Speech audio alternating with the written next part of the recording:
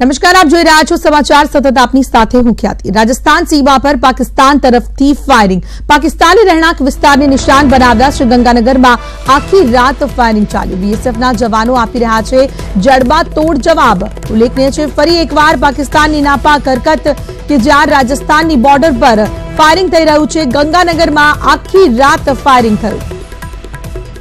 बीएसएफના જવાનો જડબાતોડ જવાબ આપી રહ્યા છે। સેનાનો જડબાતોડ જવાબ આતંકીઓને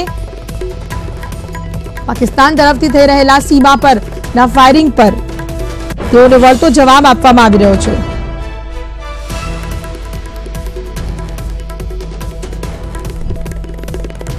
ઉલ્લેખનીય છે કે પાકિસ્તાનની વધુ એક નાપાક હરકત સામે આવી છે। રાજસ્થાન બોર્ડર પર ગંગાનગરમાં આખી રાત ફાયરિંગ ચાલ્યું। સીઝફાયરનું ઉલ્લંઘન કરતું પાકિસ્તાન તેની અવરચંડાઈમાંથી ઊંચું નથી આવતું, ત્યારે બીએસએફના જવાનો પણ તેને મુંહતોડ જવાબ આપી રહ્યા છે। તેની સામે સતત ફાયરિંગનો જવાબ ફાયરિંગથી આપવામાં આવી રહ્યો છે।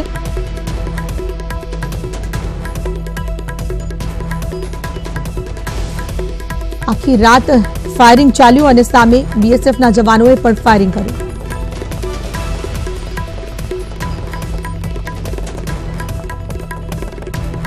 राजस्थान सीमा पर पाकिस्तान तरफથી ફાયરિંગના સમાચાર। પાકિસ્તાનની નાપાક હરકતો વધુ એકવાર સીઝફાયરનું ઉલ્લંઘન કરી રહ્યું છે પાકિસ્તાન। કેટલાક રહેણાંક વિસ્તારોને પણ તેને નિશાન બનાવ્યા। ગંગાનગર વિસ્તારમાં આખી રાત ફાયરિંગ ચાલ્યું, જેની અંદર કેટલાય સ્થાનિક લોકોને નિશાને બનાવવામાં આવ્યા છે, પરંતુ હાલ તો કોઈ જાનહાનિના સમાચાર સામે નથી આવી રહ્યા। મહત્વપૂર્ણ બાબત એ છે કે આખી રાત ચાલેલા ફાયરિંગ દરમિયાન સેનાએ પણ જડબાતોડ જવાબ આપ્યો છે। સેનાએ પણ વધુ ફાયરિંગ કરતા તેને જડબાતોડ જવાબ આપી દીધો। અત્યારે હાલ ફાયરિંગ અટકી ગયું છે, પરંતુ આખી રાત ગંગાનગરમાં ફાયરિંગ ચાલ્યું। રાજસ્થાન બોર્ડર પર આવેલ ગંગાનગરની અંદર કેટલાક રહેણાંકોને ટાર્ગેટ બનાવવામાં આવ્યા હતા। રાજસ્થાન સીમા પર પાકિસ્તાન તરફથી ફાયરિંગ કરવામાં આવ્યું છે, જે પાકિસ્તાને રહેણાંક વિસ્તારને નિશાન બનાવ્યા। ગંગાનગરમાં આખી રાત ફાયરિંગ ચાલ્યું, તેનો જવાબ બીએસએફના જવાનો દ્વારા આપવામાં આવ્યો।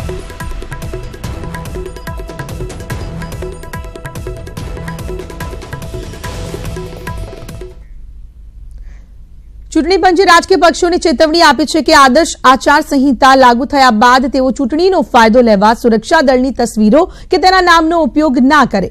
નેવીના માજી વડા એડમિરલ એલ રામદાસે ચૂંટણી પંચને વિનંતી કરી હતી કે પુલવામા હુમલા, એર સ્ટ્રાઇક અને વિંગ કમાન્ડર અભિનંદનના પરત ફર્યાની ઘટનાને ચૂંટણી પ્રચારમાં ઉપયોગ કરવામાં ન આવે। ચૂંટણી પંચે શનિવારે સ્પષ્ટ કર્યું છે કે આચાર સંહિતા લાગુ થયા બાદ આવા કિસ્સામાં કડક કાર્યવાહી હાથ ધરવામાં આવશે। ટેરર ફંડિંગની તપાસ કરી રહેલી એનઆઈએ દ્વારા આ કેસની તપાસ માટે હુરિયત નેતાને આવામી એક્શન કમિટીના અધ્યક્ષ મિરવાઇઝ ઉમર ફારૂક અને ભાગલાવાદી નેતા સૈયદ અલી શાહ ગિલાનીના પુત્ર નસીમને પૂછપરછ માટે દિલ્હી બોલાયા। એનઆઈએ આ બંનેની સોમવારે પૂછપરછ કરશે। આ અગાઉ શબ્બીર શાહ સહિત અનેક ભાગલાવાદી નેતાઓની એનઆઈએ દ્વારા પૂછપરછ થઈ ચૂકી છે। ગયા મહિને એનઆઈએ દ્વારા જમ્મુ કાશ્મીરમાં આતંકવાદીઓ અને ભાગલાવાદી જૂથોની આર્થિક મદદ કરવા માટે મિરવાઇઝ સહિત અનેક ભાગલાવાદી નેતાઓના ઘરે દરોડા પાડ્યા હતા।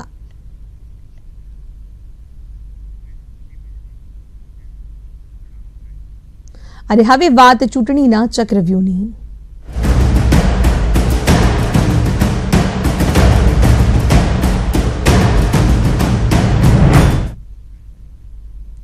કોંગ્રેસે શરૂ કર્યું ડેમેજ કંટ્રોલ। કોંગ્રેસ પ્રભારી રાજીવ સાતવ આવશે અમદાવાદ। ધારાસભ્યોની નારાજગી મુદ્દે ચર્ચા વિચારણા હાથ ધરશે।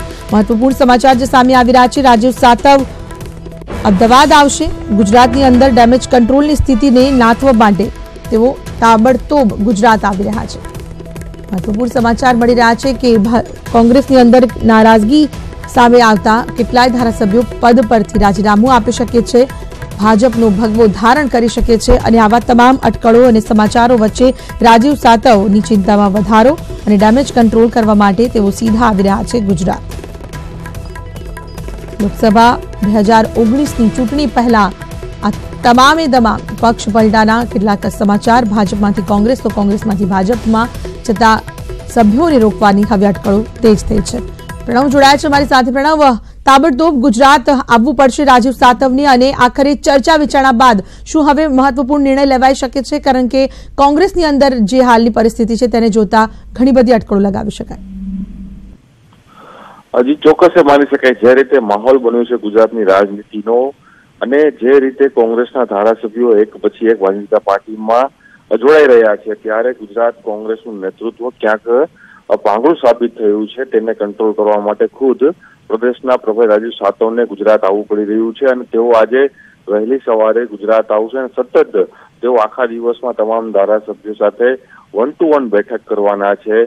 બીજી વાત એ પણ બહાર આવી છે કે પ્રદેશના નેતૃત્વ સાથે પણ તેઓ મુલાકાત કરશે, બેઠકો કરશે અને જે ડેમેજ થયું છે કોંગ્રેસ પાર્ટીને તેને કંટ્રોલ કરશે. સાથે એ વાત પણ છે કે જે 12 તારીખે CWCની બેઠક અને રાહુલ ગાંધીની મોટી જનસભા યોજાવાની છે તેને લઈને પણ તેઓ ચર્ચા કરશે.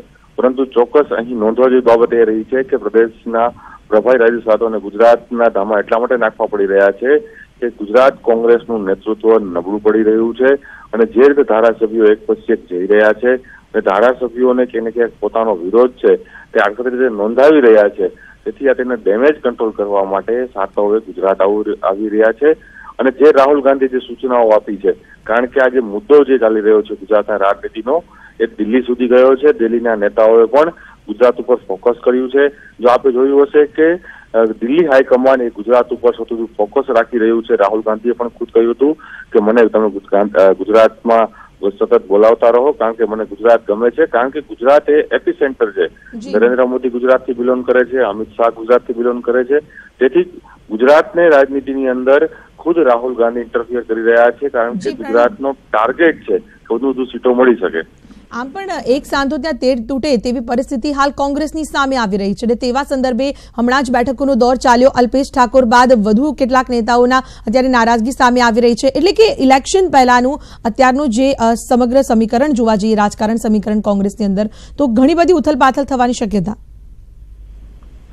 હજી ચોક્કસ આપ ભૂતકાળમાં પણ જઈ શકો છો કે લોકસભા ચૂંટણી 2014 હોય, પછી કે વિધાનસભા ચૂંટણી હોય અથવા પછી રાજ્યસભાની ચૂંટણી હોય, આ તમામ ચૂંટણીઓની અંદર જે સમય ચૂંટણીની શરૂઆત થાય છે તેની સાથે જ કોંગ્રેસમાંથી ભંગાણના એંધાણ આવે છે અને કોંગ્રેસમાંથી ભંગાણ થાય છે. આ 2014માં જશો તો પણ 10 થી વધુ ધારાસભ્યોએ રાજીનામા આપ્યા હતા. તેઓને કોંગ્રેસ ભારતીય જનતા પાર્ટીએ ટિકિટ આપી હતી. આજ તેઓ સાંસદ બન્યા છે. એ જ રીતે રાજ્યસભામાં ઘટનાઓ બની હતી કે રાજ્યસભામાંથી બળવંતસિંહ રાજપૂત સહિત બીજા અન્ય ધારાસભ્યોએ રાજીનામું આપ્યું હતું. ભારતીય જનતા પાર્ટીમાં જોડાયા હતા. ભારતીય જનતા પાર્ટીમાંથી રાજ્યસભાના તેઓ ઉમેદવાર હતા. હાલ હજુ પણ તેનો કોર્ટ જે પેન્ડિંગ હાઈકોર્ટમાં કેસ છે પેન્ડિંગ ચાલી રહ્યો છે. એ જ વિધાનસભાની વાત કરીએ તો વિધાનસભામાં પણ એક ઘટનાઓ બની હતી. 10 થી વધુ ધારાસભ્યોએ રાજીનામા આપ્યા હતા અને તેમ છતાં પણ કોંગ્રેસે પોતાનું પરફોર્મ જે છે તે સારું કર્યું હતું. ફરી એક વખત લોકસભા ચૂંટણી નજીક આવી રહી છે ત્યારે એક પછી એક ધારાસભ્યો જઈ રહ્યા છે. પરંતુ સવાલ એ જ થઈ રહ્યો છે અને જે કહી શકાય કે એક સમય એવી ઘટનાઓ હતી કે ભાજપનું સૂત્ર હતું કે કોંગ્રેસ મુક્ત ભારત કરવું છે, પરંતુ હાલ એ જે ઘટના આવી રહી છે કે કોંગ્રેસ યુક્ત ભાજપ થઈ ગયું છે અને સૌથી વધુ ધારાસભ્યો, સૌથી વધુ સાંસદો હાલ કોંગ્રેસના છે. મંત્રીમંડળમાં આપ જોઈ શકો છો કુંવરજી બાવળિયા હોય તે કોંગ્રેસી હતા, આશાબેન પટેલ તો ભારતીય જનતા પાર્ટીમાં જોડાયા છે, જીવાભાઈ પટેલ ભારતીય જનતા પાર્ટીમાં જોડાયા છે. જો આમ માની શકાય કે 37 થી પણ વધુ ધારાસભ્યો અને MP આજની તકે પણ જે ભારતીય જનતા પાર્ટીમાં છે તે કોંગ્રેસના જ છે. તેથી કોંગ્રેસના ધારાસભ્યોને તોડીને ભારતીય જનતા પાર્ટીમાં જોઈન કરવું, લોકસભા ચૂંટણી નજીક હોય, વિધાનસભા ચૂંટણી નજીક હોય કે પછી રાજ્યસભા ચૂંટણી નજીક હોય, પરંતુ અહીં નુકસાન કોંગ્રેસ પાર્ટીને થઈ રહ્યું છે. કોંગ્રેસ સત્તાની નજીક આવે છે તેમ છતાં પણ સત્તાથી દૂર થાય છે. તેનું પાછળનું કારણ એ જ છે કે તે પોતાના ધારાસભ્યો અને પોતાની ટીમને તે સાચવી નથી શકતી. આભાર પ્રણવ આપનું તમામ માહિતી બદલ. સમાચાર તરફ આગળ વધીએ. સાવરકુંડલા એપીએમસી ખાતે સહકારી નેતા દીપક માલાણીની આગેવાનીમાં પૂર્વ ધારાસભ્ય પ્રતાપ વરુ, જિલ્લા પંચાયતના પૂર્વ પ્રમુખ સહિતના જૂના પીઢ કોંગ્રેસીઓના ચિંતન બેઠક મળી રહી છે. જે રીતે હાલ કોંગ્રેસના ધારાસભ્યો કોંગ્રેસના હાથનો સાથ છોડી રહ્યા છે તે રીતે અમરેલીના ધારાસભ્ય અને વિપક્ષ નેતાના ગઢના કાંગરા ખરી પડવાના સમીકરણો સાકાર થઈ રહ્યા છે. દીપક માલાણીની અધ્યક્ષતામાં મળેલી ચિંતન બેઠકમાં ધાનાણી ઠુંબર વચ્ચે પરિવારવાદ ચલાવતા હોવાનો સણસણતો આક્ષેપ કરવામાં આવ્યો. રાહુલ ગાંધીના આગમન પહેલા હાલની કોંગ્રેસની ડૂબતી નાવને લઈ સહકારી નેતા દીપક માલાણીએ જણાવ્યું હતું કે કોંગ્રેસમાં ચાલતો પરિવારવાદ બંધ થવો જોઈએ. આ કોંગ્રેસમાં જે પરિવાર ચલાવે છે, અમરેલી કોંગ્રેસના ખાસ કરીને Paresh Dhanani and Thummar holding limited, એમને પણ કોંગ્રેસની રીતે કંઈક કોંગ્રેસના સિદ્ધાંતો શું છે, કોંગ્રેસના લોકો અગાઉ ઘણા આ જિલ્લામાં ડોક્ટર જીવરાજ મહેતા, રવાણીભાઈ, જસાણી સાહેબ બધાએ કામ કર્યું છે, પણ કોઈ કોંગ્રેસને કોઈ જેની કે કોઈ શરદ ધાનાણી ઠોકી નથી બેસાડ્યા। ધાંગધ્રા બેઠક પરથી કોંગ્રેસના ધારાસભ્ય પદેથી રાજીનામું આપ્યું। હવે ત્યારબાદ પરસોત્તમ સાબરિયા સુરેન્દ્રનગરથી લોકસભા ચૂંટણી લડી શકે છે। પરસોત્તમ સાબરિયાના ભાજપ લોકસભા ચૂંટણી લડાવી શકે છે, જ્યારે ધાંગધ્રા વિધાનસભાની પેટા ચૂંટણીમાં ધર્મેન્દ્રસિંહ ઝાલાને ભાજપે ટિકિટ ફાળવી શકે છે। ધર્મેન્દ્રસિંહ ઝાલા હળવદ તાલુકા પંચાયતના પ્રમુખ છે। સાબરિયાએ રાજીનામું આપ્યા બાદ ધાંગધ્રા વિધાનસભા બેઠક ખાલી પડી છે।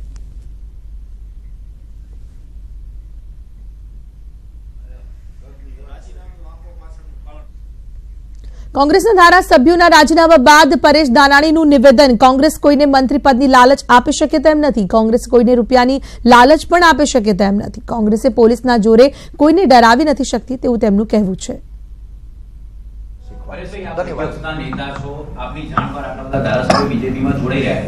શું તમે પોતાની નિષ્ફળતા કહી શકો છો કે તમારી નિષ્ફળતા છે, તમારે આની સામે કઈ અસરકારક કાર્યવાહી કરવી જોઈએ, તમારે રાજીનામું આપવું જોઈએ એવું તમે માની ગયા?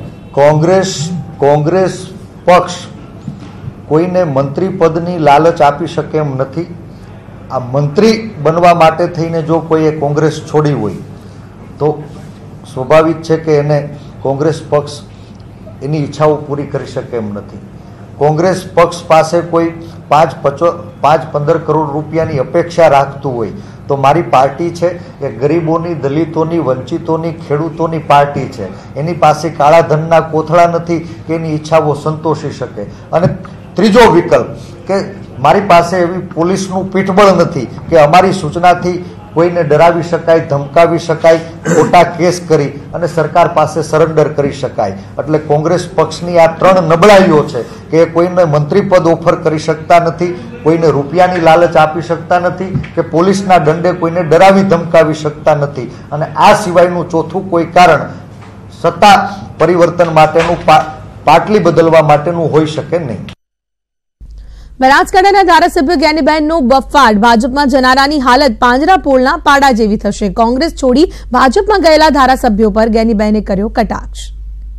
કાળમાં જે ધારાસભ્યો ગયા છે એ પણ અવારનવાર અમને મળે ત્યારે કહે છે કે બેન મહેરબાની કરીને આ બાજુ કોઈ કોંગ્રેસવાળા ઓછીકું ન કરતા, અમારી અત્યારે હાલત જેમ ઓલા પાંજરાપોળના પાડા હોય ને એનાથી પણ બહેતર અમારી દશા છે।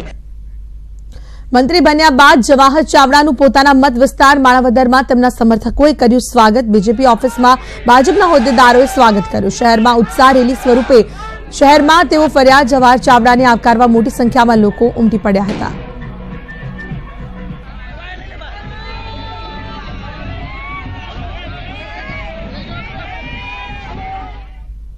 ભાવનગર જિલ્લાના ગારિયાધાર તાલુકાના ધારાસભ્ય કેશુભાઈ નાકરાણીનો નવા મંત્રીમંડળમાં સમાવેશ ન થતા તેમના સમર્થકો નારાજ થયા છે અને ગાંધીનગર દોડી ગયા છે। સમર્થકોએ જણાવ્યું છે કે કેશુભાઈ 30 વર્ષથી પાર્ટીમાં હોવા છતાં તેમને મંત્રીપદ આપવામાં નથી આવ્યું અને કોંગ્રેસના નેતાઓ આવતા વેંત તેમને મંત્રીપદ મળે છે। તેમના સમર્થકોએ આ નારાજગી વ્યક્ત કરી અને સીધા ગાંધીનગર દોડી ગયા અને મંત્રીપદ આપવા માંગ કરી।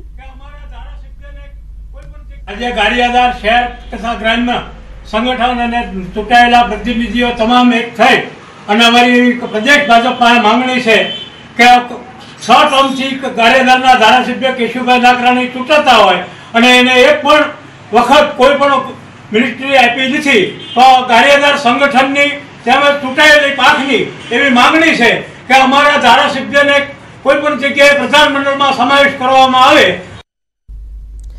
પંચમહાલના સાંસદ પ્રભાતસિંહ ચૌહાણે નારાજગીના સંકેત આપ્યા છે। સીકે રાહુલજીને લોકસભાની ટિકિટ આપવાની જે અટકળો ચાલી તેને લઈ સાંસદ પ્રભાતસિંહે નારાજગી દર્શાવી। પ્રભાતસિંહે નિવેદન આપ્યું કે રાહુલજીને ટિકિટ મળશે તો લડી લઈશું। રાહુલજીનો મંત્રીમંડળમાં સમાવેશ ન થતા હવે તેમને લોકસભાની ટિકિટ મળે તેવી ચર્ચા ચાલી રહી છે।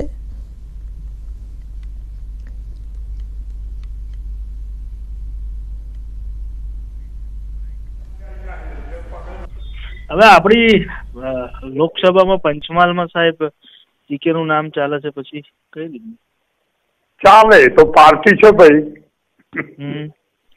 તમારું શું? પ્રભાતસિંહ લડશે લોકસભા પ્રભાસિંગ જ લડશે, પ્રભાસિંગ જીતશે, ચિંતા ના કરજો. પણ અત્યારે ભાજપ તરફથી એમને ખાતરી આપવામાં આવી છે કે લોકસભા માટે તમને લડાઈશું. તો આપણે ગુજરાત સરકારે આપી છે, ભારત સરકારે નથી આપી. કોંગ્રેસ ભાજપમાં ભડકાના એંધાણ વર્તાઈ રહ્યા છે. સાણંદના ધારાસભ્ય કનુભાઈ પટેલે મંત્રીમંડળમાં કોળી સમાજને પ્રતિનિધિત્વ આપવાની માંગ કરી છે. પોતાની રજૂઆત સાથે કનુભાઈ પટેલ સીએમ રૂપાણી સાથે પણ મુલાકાત કરી રાજ્યસભાની ચૂંટણી સમયે કનુભાઈ પટેલ ભાજપમાં જોડાયા હતા, પરંતુ તેઓને મંત્રીમંડળમાં સ્થાન ના મળતા નારાજ હોવાની ચર્ચાએ જોર પકડ્યું છે. હું હાલ કોઈ પણ આપ સૌને જણાવી દઉં છું કે હું ભારતીય જનતા પાર્ટીમાં છું અને કાયમ માટે ભારતીય જનતા પાર્ટીમાં જ રહેવાનો છું અને હું ભારતીય જનતા પાર્ટીના પરિવારનો એક સભ્ય છું અને સભ્ય તરીકે જે પણ અમારા મુખ્યમંત્રી સાહેબ જોડે ખાલી મુલાકાતે શુભેચ્છા મુલાકાતે ગયો હતો અને જે હું પરિવારમાં છું એટલે પરિવારનો સભ્ય છું, એમાં મારે કોઈ એવી નારાજગી પાર્ટી પ્રત્યે છે નહીં અને રહેવાની પણ નથી. કોઈ પણ સમય હંમેશા અત્યારે છું ને કાયમ માટે ભારતીય જનતા પાર્ટીમાં જ રહેવાનો છું. અમદાવાદ ફરી એકવાર સાબરમતી જેલ વિવાદમાં જ્યાં જેલમાંથી મોબાઈલ ફોન મળી આવ્યો. સાબરમતી મધ્યસ્થ જેલની છોટા ચક્કર બેરેક પાસેથી એક ફોન મળી આવ્યો. મંદિરની બાજુમાં છુપાવી રાખ્યો હતો આ મોબાઈલ ફોન. પાકા કામના કેદી સાદિક ઉર્ફે રબડી સામે ગુનો નોંધાયો છે. હરમેશ જોડાયા છે. હરમેશ, સાબરમતી જેલ ફરી એકવાર વિવાદમાં, વધુ વિગત આપશો. ચોક્કસથી વાત કરવામાં આવે તો થોડાક દિવસ પહેલા જ સાબરમતી જેલમાંથી અનેક વખત મોબાઈલ ફોન, બેટરી અને ચાર્જર મળી આવ્યા હતા. ખૂબ જ સંવેદનશીલ જગ્યા આ કહેવાતી હોય છે, પરંતુ સાબરમતી જેલ ફરી એક વખત વિવાદમાં આવી છે. સાબરમતી જેલમાં મધ્યસ્થ જેલ જે આવેલી છે તેમાં છોટા ચક્કરના બેરેક નંબર 1 પાસેથી મંદિરની બાજુમાં છુપાવી રાખેલો મોબાઈલ ફોન મળી આવ્યો છે. આ મોબાઈલ ફોનની તપાસ કરતા જ ત્યાં પાકા કામનો કેદી સાદિક ઉર્ફે રબડી જે રહેતો હતો તેનો આ મોબાઈલ હોવાનું તપાસમાં સામે આવ્યું છે, જેને લઈને જેલનો જે સ્ટાફ છે તેમણે રાણીપ પોલીસ સ્ટેશનમાં આજે સાદિક ઉર્ફે રબડી છે તેની સામે ગુનો દાખલ કરાવી અને આ બાબતની તપાસ એસઆઈટી એટલે કે એસઓજીના જે અધિકારીઓની જે એસઆઈટી નીમવામાં આવી છે તે લોકો તપાસ કરી અને વધુ તપાસ હાથ ધરશે. આભાર હરમેશ આપનો તમામ માહિતી બદલ. આજથી રાજ્યવ્યાપી પોલિયો અભિયાનનો પ્રારંભ થશે. સીએમ વિજય રૂપાણી ગાંધીનગરથી તેનો પ્રારંભ કરાવશે. ભૂલકાઓને પોલિયોના રસીના 2 ટીપા પીવડાવશે. મંત્રીમંડળ નિવાસ સંકુલના કમ્યુનિટી સેન્ટરથી તેની શરૂઆત કરવામાં આવશે. પોલિયો અભિયાનની શરૂઆત રાજ્યવ્યાપી આજથી તેની શરૂઆત થશે. મંત્રીમંડળ નિવાસ સંકુલના કમ્યુનિટી સેન્ટરથી તેની શરૂઆત કરવામાં આવશે. સીએમ વિજય રૂપાણી ગાંધીનગરથી કરાવશે પ્રારંભ.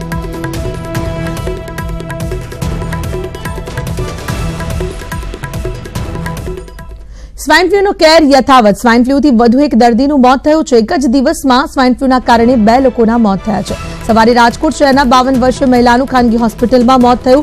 સાપર વેરાવળના 42 વર્ષીય પુરુષનું સ્વાઇન ફ્લૂથી મોત થયું છે. સ્વાઇન ફ્લૂના વધુ 3 પોઝિટિવ કેસ નોંધાયા છે. રાજકોટ શહેર, અમરેલી અને જામનગરમાં મહિલાના રિપોર્ટ પોઝિટિવ આવ્યા છે.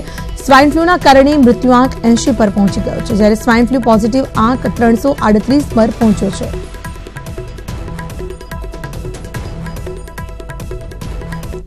મધ્યપ્રદેશ ભાજપના નેતાએ આપ્યું છે વિવાદિત નિવેદન. ભોપાલમાં એક જાહેર સભામાં ભાજપના ધારાસભ્ય રામેશ્વર શર્માએ કહ્યું કે કોંગ્રેસને વોટથી અને પાકિસ્તાનને બોમ્બથી નિપટાવીશું. સાથે તેમણે કહ્યું કે જો 2-4 કોંગ્રેસી બચી ગયા તો તેમને પાકિસ્તાન મોકલી દઈશું. एक तो पाकिस्तान को खत्म करना है और दूसरे चुनाव में कांग्रेस को खत्म करना है.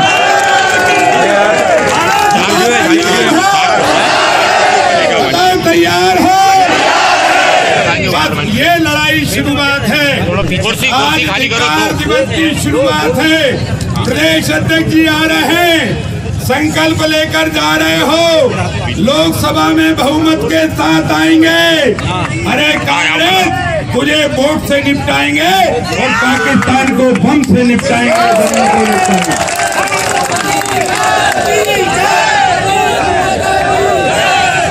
और अगर मान के चलो 2-4 कांग्रेसी बच गए तो 2-4 कांग्रेसी बच गए तो अरे पाकिस्तान फेंक देंगे. પાટણમાં તાજેતરમાં નવા આવેલા ડીપીઓ બાબુ ચૌધરી પર ફરી વિવાદમાં આવ્યા છે. ટેલિફોનિક વાતચીતમાં શંખેશ્વર પ્રાથમિક શાળાના મુખ્ય શિક્ષકને ધમકી આપતો ઓડિયો વાયરલ થયો છે. ટેસ્ટ કરવા માટે આવેલા તો તમે ના પડતા હતા? હું નહીં સાહેબ, ગામની એસએમસી અને ગામના સરપંચ. ના, ગામની એસએમસી ના બાપની જમીન થોડી છે, પણ સાહેબ સરકારની છે. પણ સાહેબ કુમારશાળા ચાલે, બીજી બાજુમાં છે મારે બધું જોવાની જરૂર નથી. તો હું સાહેબ સરપંચ ને ડેલિગેશન જો કેટલી ફાઇલો આવી છે, તમે હતા ને ડેલિગેશન ની વાત છોડો. તમારે કોઈને રોકી કે તમને ક્યાં અધિકાર છે? હું ક્યાં રોકું છું સાહેબ? મારી ટેસ્ટ કરવાનું ના પાડી, મારી એસએમસી સાહેબ રોકે, હું નથી. બીજી બાર એસએમસી ના બાપની પેઢી નથી. આ એસએમસી ના કોઈ સત્તા જ નથી. પણ કેમ સાહેબ કે ગામના છોકરા 500 છોકરાની જમીન બાજુમાં પડતર જમીન લઈ લો ને સાહેબ. ભાઈ તમારે કોને પ્રશ્ન કરવાની જરૂર છે બધી? પણ હું સાહેબ તમને રિક્વેસ્ટ કરું, તમે સલાહ આપનાર કહો. હું સલાહ આપતો નહીં સાહેબ, રિક્વેસ્ટ કરું તમને કે સાહેબ ના ચાલે. તમને ત્યાંથી જે કહ્યું હોય કે જે બીજી ત્યાં કરવાની છે, સોઇલ ટેસ્ટ કરવા આવે, સોઇલ ટેસ્ટ કરાવી દેવાનું. તમે કીધું રોકવાને. પણ સાહેબ આનો વિરોધ થયેલો સાહેબ ગામનો બધો. તમારો વિરોધ તમારે ક્યાં જોવાનું છે? તો કોણ જોયે સાહેબ? હું તો એસએમસી નો સભ્ય સચિવ, હું ના જોયું તો કોણ જોયે? તમે કોણ છો? એસએમસી નો સભ્ય સચિવ. તમે આચાર્ય છો કે એસએમસી સભ્ય છો? હા, એટલે સભ્ય તો આચાર્ય હોય જ. હું તમને સાહેબ રિક્વેસ્ટ કરું છું, અત્યારે તમને હટાવી દઉં છું ત્યાંથી અત્યારે. એટલે મારે એવા આચાર્યની જરૂર નથી, બરાબર? એવા આચાર્યની જરૂર નથી કે હા સાહેબ તમે હટાવી દો, પ્રેમથી હટાવી દો તમે તારે. સાહેબ પરિણામ સારું ના આવે. અને તમને અધિકાર જ નથી આવું ના પાડવાનો. તમે ના પાડો. એસએમસી નો તો અધિકાર હોય કે નહીં સાહેબ? મને નથી કઈ ભાન પડે છે તમને કે નિયમોની ખબર છે? મને સાહેબ નિયમની બધી ખબર પડે છે. શું અધિકાર? મને સાહેબ જો શું અધિકાર એસએમસી ના? તમે સાહેબ એસએમસી ને તમે લો, લઈ લો પેલા મન તમે કરો.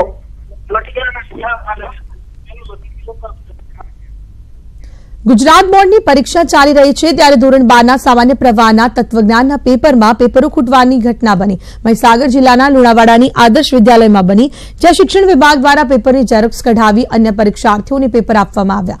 લુણાવાડાની આદર્શ વિદ્યાલયમાં પરીક્ષા શરૂ થતાં જ આ પેપર ઓછા હોવાનું જાણવા મળ્યું અને શિક્ષણ અધિકારી આદર્શ શાળાએ પહોંચ્યા, જ્યાં ઝેરોક્સ કઢાવી અન્ય વિદ્યાર્થીઓને આપવામાં આવી. મહત્વનું એ છે કે જેમાં 30 પેપરો જ આવ્યા હતા, જેમાં વિદ્યાર્થીઓ 90 જેટલા હતા. 120 જેટલા વિદ્યાર્થીઓ વચ્ચે 30 પેપર ઓછા હતા.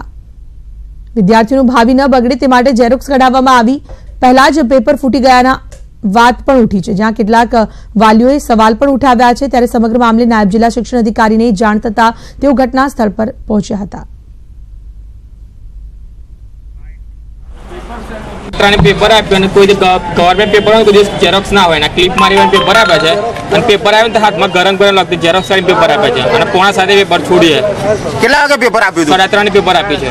કયા વિષયનું પેપર હતું? તત્વજ્ઞાન. એ ટચિંગ મોબાઈલની અંદર આ પેપર ફરતું હતું અને એ વિદ્યાર્થી બીજા વિદ્યાર્થીને મોબાઈલથી સપ્લાય કરતો હતો. ટોટલ 3 પેકેટ ઓછા હતા, એટલે 3 પેકેટની આપણે 3 રૂમના ટોટલ કેટલા વિદ્યાર્થીઓ? એક પેકેટમાં કેટલા આવે પેપર? 30 પેપર આવે. 30 પેપર આવે. ઝેરોક્સ કરાવો તમે નથી ગયા? હું લેવા માટે ગયો છું. હા, એ ઝેરોક્સ કેન્દ્ર સંચાલકે સૂચના આપી કે અહીંયા પેકેટ ઓછું છે, એટલે પછી આપણે એ વ્યવસ્થા જિલ્લા શિક્ષણ અધિકારી શ્રીએ કરી એ પ્રમાણે.